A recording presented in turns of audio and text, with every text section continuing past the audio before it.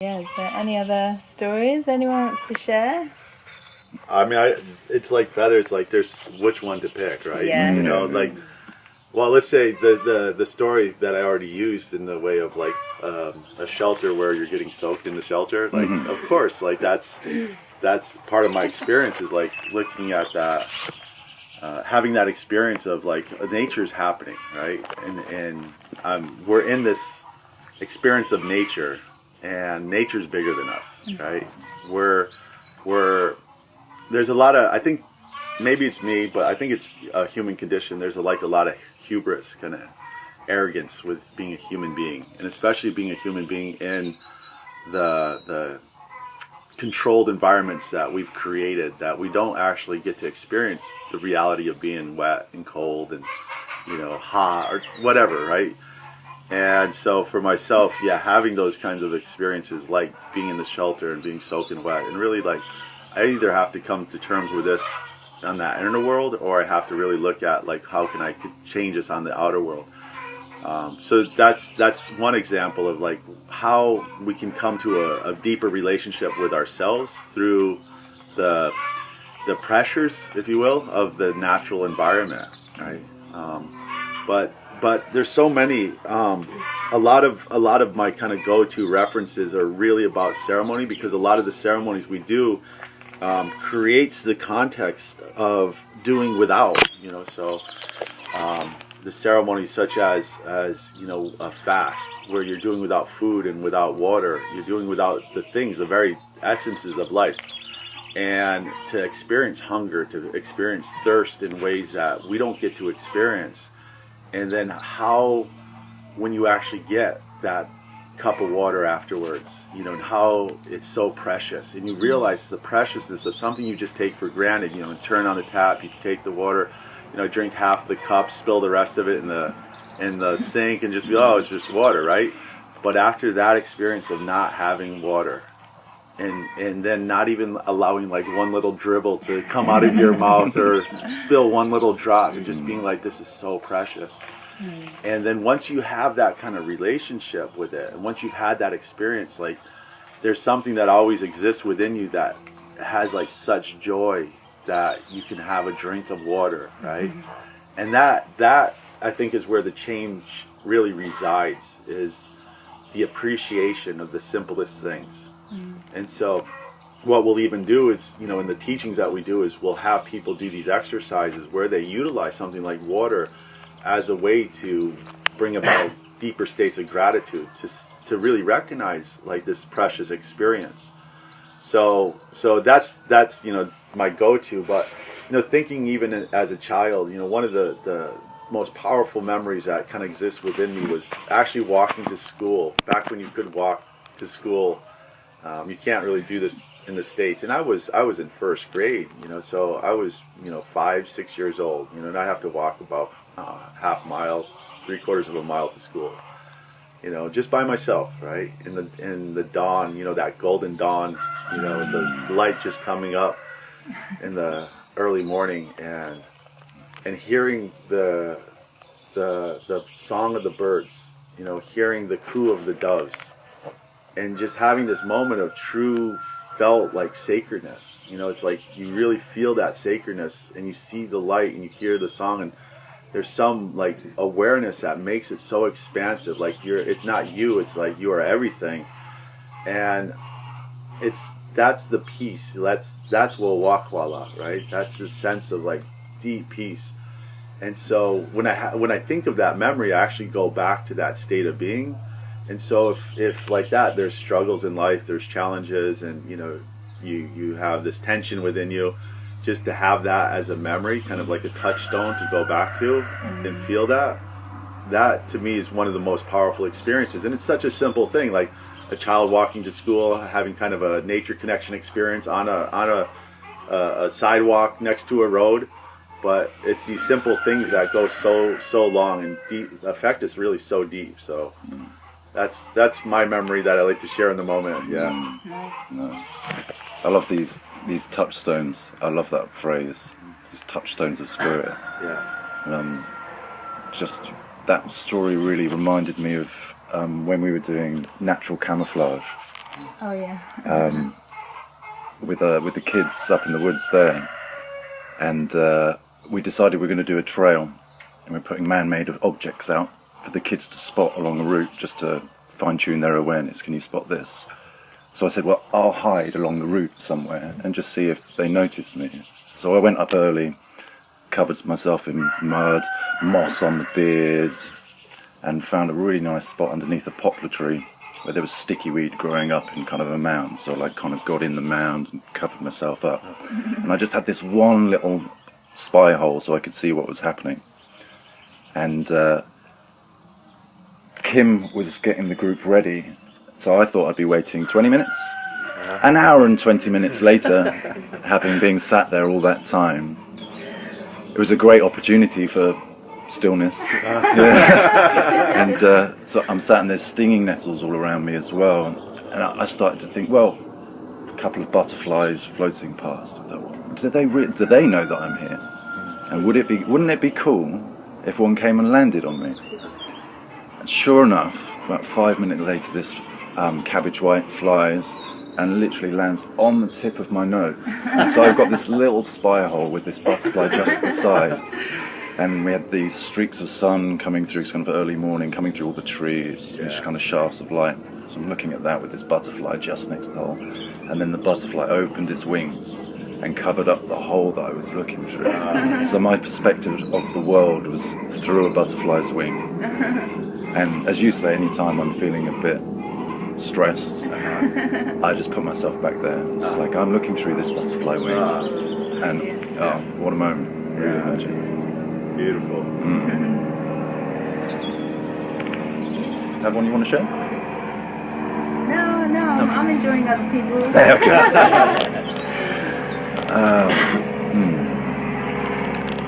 One thing I wanted to speak to is we talked about, we all have this kind of inner indigenous, and I see it happening loads at the moment, that people are going back to indigenous teachings and indigenous culture. Because I think there's a call for that now. And what I think is a challenge is integrating that into a modern context within the culture that we are at the moment. And I wonder if you wanted to speak to a way that we can manage this.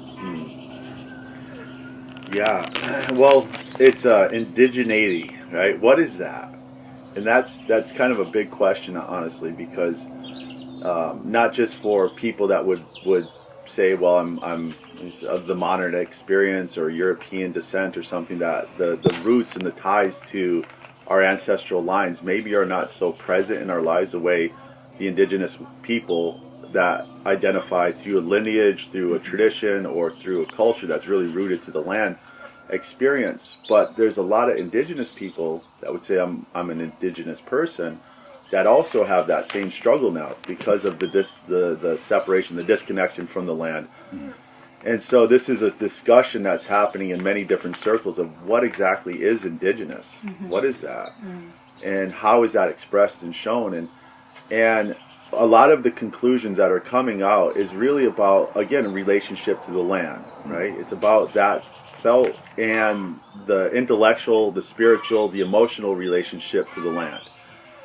And the emotion relationship to not just you as an individual being like indigenized, but the relationship to the collective in that as well. Because, you know, a big part of having an indigenous relationship is the culture that is woven as a basket with the people that all have that same experience.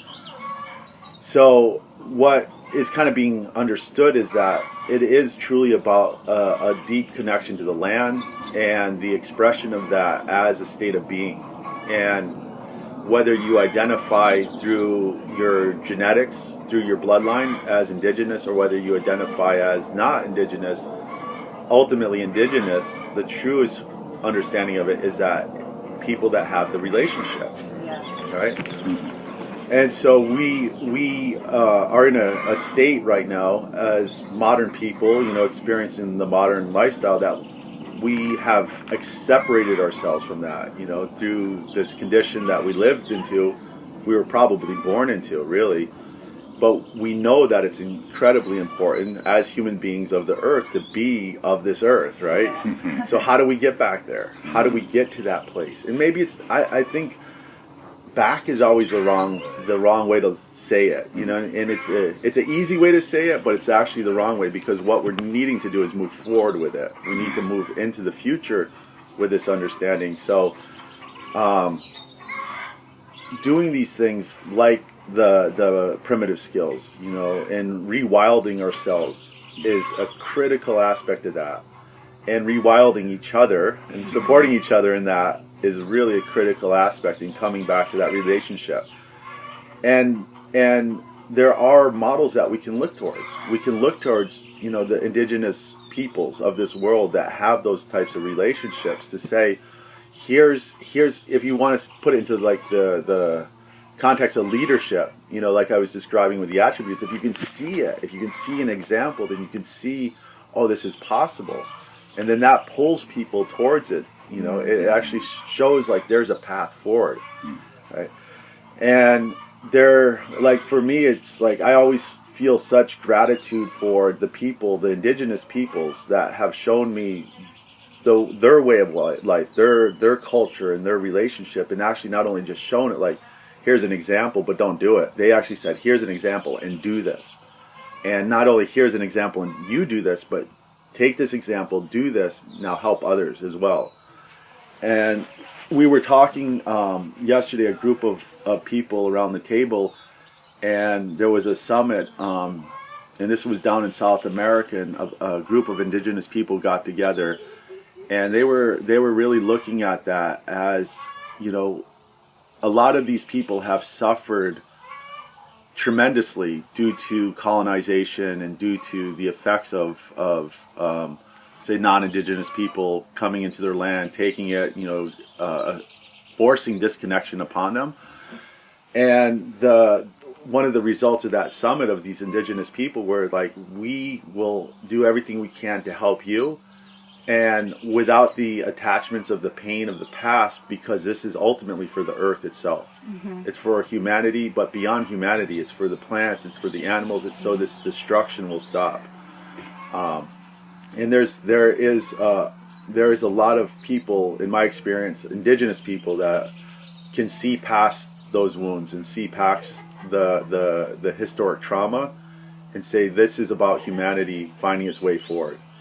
And so, you know, doing the things that will re-indigenize us, be it, you know, the nature connection side or the cultural reweaving, is actually the way that we get back to our indigenous roots. And that's a big part of the work we do. Like, ultimately, that's what it's about. And it's about far more than just the human beings and their happiness and their development of the attributes and all those things. It's for the plants, it's for the animals, it's for everything that lives, and to make sure that everything continues in life. Yeah. That's what I got. That was an awesome answer. I think there's part of it is just changing, as Sal was talking earlier about the inner reality, is actually when people are posed that question, they get this image of going back into the past and living off the land, and there's struggles that they see with that because they live a modern experience, and they're going, well, wow, that's got to be really hard. When actually it's, what I see is taking the wisdom of how those people lived and the principles of what they lived and what they built in their cultures, of connection, of love, of knowing place, and indigenating into that. Like, to become a native is to know your place. And to use that in this present moment of how we live now as a guiding force in how to live in connection, but not just for self. You know, there's that relationship between the wisdom of the ancestors and living in this moment of connection and building the world in a better place for the future generations, as Sal was saying at the end, the future generations of all the nations. It's not just our own children, it's the plants, it's the trees, it's the birds and the animals and the waters. You know, living in that space with the wisdom of the ancestors, but with a driving force of how to live to continue that life for the future generations. And just switching that mindset that it's not, we have to go live back in the past. It's actually, how do we live right now and use the wisdom of these people, because they knew how to do it, for our children to have that. for all children to have that and that connection. And I think that's simple. You know, just switching that mindset and going, hey, I want to live. I want my children to live. I want all children here to live in real health and happiness. Now, what do I do? And there are ways to access it. The like primitive skills, although it feels like it's going back into the past, there's a wisdom in it of connection. And even just learning how to do friction fire, for example, isn't just about the fire. It connects you to all the things that's present in that bow drill kit or hand drill kit, that I now know my trees. I now have a relationship to those trees, that every time I pass a buddleia bush, I remember all the sacred fires or the fires that I've built with a buddleia hand drill stalk. And I remember it's linked to so many things, you know. I gave one really good set to a guy called Rama in South Dakota because I was really grateful for what he helped me with. And it's my best set, and I give it away. And now that buddleia stalk, that one plant, is linked to all of those connections, and every time I think of it or pass it, all those connections come up again.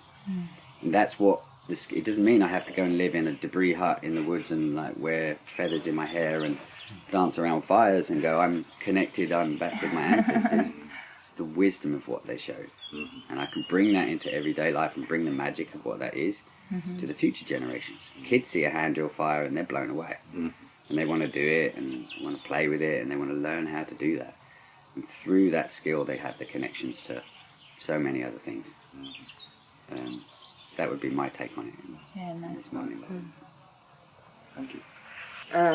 Yeah, I think many times the struggle is to okay, how there's the separation between doing these skills or learning ceremonies or whatever and then bringing it into daily life, and how can we really bring it into this world right now, because we could try to change it politically or try to change it in some other fashion in the outside, but the real change that it brings, as Feather says, like all these skills, change that it brings inside, bring the change in the inside, and just going outside and into like daily life, normal work or whatever it is, the nice effect that it has is that it really, people feel like the change that it has to be, like if we find this connection inside our own native being, it's not like, maybe it's getting through the skills to a point of being to make a change through that, just in the interaction that we have with other people as well. And I always see it like this web getting further and further, like it's like the sacred attributes, really, to expand this or connect through people, and it's like a wave that is getting outside to inspire each other to find this essence or this connection or whatever it is inside all of us, inside the connections to the land, to ourselves and to the others. There I think all these skills are really helpful to do that, to help us to do that.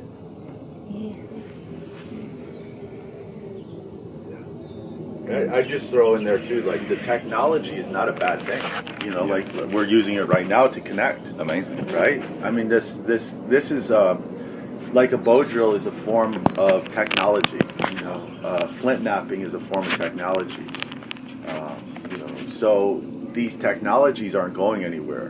In the way of human beings need technology to live. Whether it's the very simplest form of, you know, cracking two stones and making one of them sharp, or the technology of a cell phone. We're given creativity, and that's a gift, and this gift of creativity can be used to connect. And when it's used in that kind of bigger awareness of what is happening in the world right now and how can it be of service, how can it actually be truly helpful, then it's great. Yeah. When it's used as a way of you know, manipulation or control or abuse in some way, then it's going to create disconnection. And what determines that? Right. Who determines that? It's really us. It's not the technology's fault. It's our inner world. So if we're approaching it from that awareness of bow drill or tracking or flint knapping or whatever it may be, then we can actually see this is a creative power, creative tool that we can then apply towards connectivity. And if we're not coming from that reality, then, you know, these things can either be burdens or it could be abusive or whatever it is. But it's within us, right? So going back to the very simplest forms of how have people connected for hundreds of thousands of years, you know, depending on how you look at that, how have people lived in this world for hundreds of thousands of years to make sure that their children are raised with connection so that they become healthy, happy, good people of this world in this way that we could call indigenous, right? But it's really about being a human being ultimately, and then living into the reality that we're in, you know. And the reality isn't necessarily bad, you know. The technology is not necessarily bad. It's just, you know, humanity's using it in certain ways right now with the systems that we have in place that really, it's not helpful to the bigger context of life on this earth itself, right? You know, so yeah, getting back into connection and being indigenous doesn't mean cutting all ties with the modern world and then, yeah, going back in time into some space where, you know, we were hunter-gatherers in that way. We have so many blessings right now to actually make these conscious choices. And this is like, the way I see it's like a window. You know, we have a window of time. Because if we continue to use technology in a way that's abusive to nature, then there's going to be pushback from nature on that, you know, and we're seeing that already. And if we can take this technology and this creativity that actually informs how this technology is manifesting into the world and apply it in connectivity and awareness, then we actually have tremendous possibilities, hope into the future for sure. And not just for us or our children, but for everything. Yeah. So that's the essence of that, yeah. Yeah, I'm totally with you on that with technology, because it's magic that I'm holding in my hand this thing that can connect me to anyone in the world and all the information that is available on the web, and I can take it wherever I go. That's unreal. Yeah. It's unreal. Yeah. We have Jon Young coming here in August to come and... Cool. Yeah, Right on. yeah, really Hi, pleased. Jon. Yeah, exactly. Which leads me to my next question is, do you have a question for Jon? Do I have a question? I have so many questions for Jon. List them out. We can ask him. An appropriate question, right? Or inappropriate, it's fine.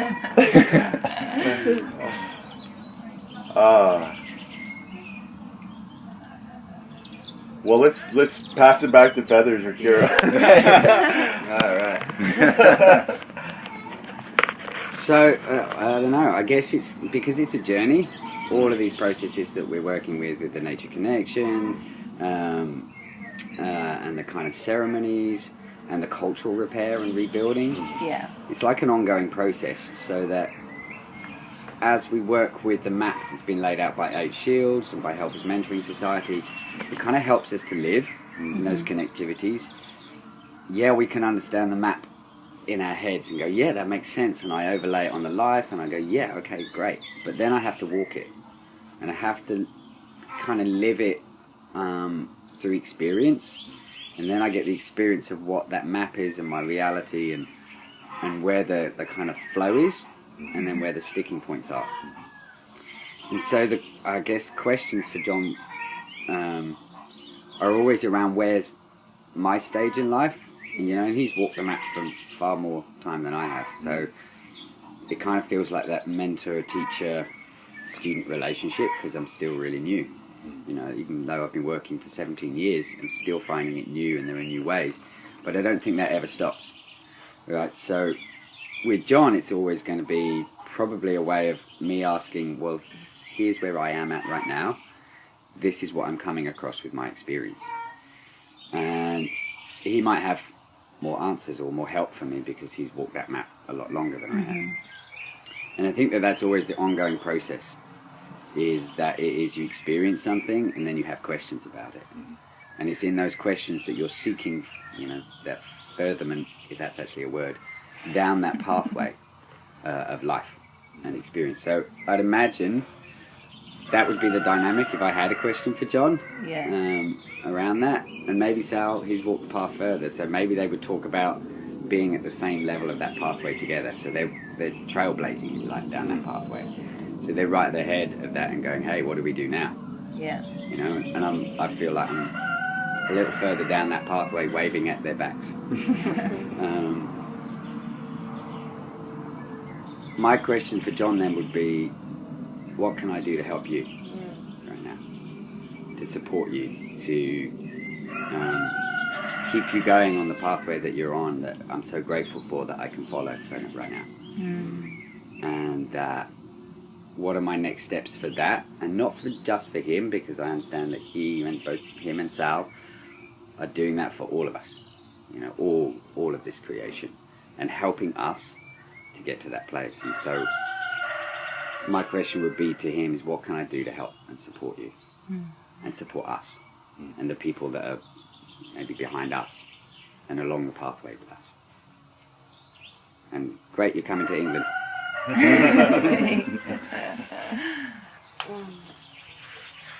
Yeah, I guess for me it would be the same question actually. Like, how can I help and support just the pathway that he's on? Because I feel that there's so much, he brings so many things, and I'm affected a lot by the things he does, and it's just like trying to get into the best state to bring it further. Yeah, and I guess it's a question for myself as well as for him. I mean, maybe practically. Yeah, but maybe he would have good questions for me to bring me on more on their way still, or to be able to help more. Yeah. So I got time to think about this question. So, you know, and I know John's backstory, and you know, of course, we have a lot of conversations when we're able to, and he's at home and I'm at home. When we're traveling, it's a little harder. But there's something that we're collectively working on, and I think it could be called the Village Builder Initiative, and it's risen out of nature connection, right? It's risen out of that, and like you said, like if you look at indigenous cultures, it's this connection, this very intimate connection to the land and all the experiences that go with that. But then you have this cultural basket that helps you in that, you know, where you have elders and you have peers and you have adults and you have the young ones coming up, and it's all part of a collective experience. So it's not the individual having these deep nature connection experiences, but it's everybody sharing in that, you know, whether it be you having that experience and then coming back to you, the elders, to share that story, for them asking you good questions and you taking that back out. So it's like this big mix of connection that's taking place, or should be taking place, right? That's the vision, or part of the vision. And that, I think, is that development of that is termed the Village Builder Initiative, right? But I think it might be nice, the question I kind of came up with in the moment here is taking it back down to the nature connection side of things. And Jon has, of course, a tremendous background, being you know, taught and really initiated into nature in that way by a really powerful teacher who was initiated by his really powerful teacher. And thinking of it like, here's the foundation is nature and people's relationship with nature, and then out of that comes community, out of that comes the culture. So very simply, for the people that are really new on this journey, what is the number one thing that people can do in nature connection that will actually move all this forward, right? What's the introductory but the most powerful thing? It's kind of like the cornerstone attribute being peace. If you have that attribute, everything else will grow, right? Like in nature, you have a cornerstone species. If this one is working and this one's healthy and we're supporting this one, like in the Great Plains, the buffalo, the bison, everything else is healthy. So is there one thing that people can do that is like the cornerstone nature connection, deep nature connection practice that will like move everything in a stronger way forward? So that's my question for Jon. Yeah. Nice. It's really awesome because you guys have answered questions that I was thinking about asking without me asking. So that's super cool. I get new questions. Well, thank you so much as well for, you know, taking the time to talk to us and to share with, you know, a bigger audience, and and for this message to ripple out and connect people in. Yes, that's awesome. So thanks, guys. Yeah. Our pleasure, yeah. My pleasure. Thank you.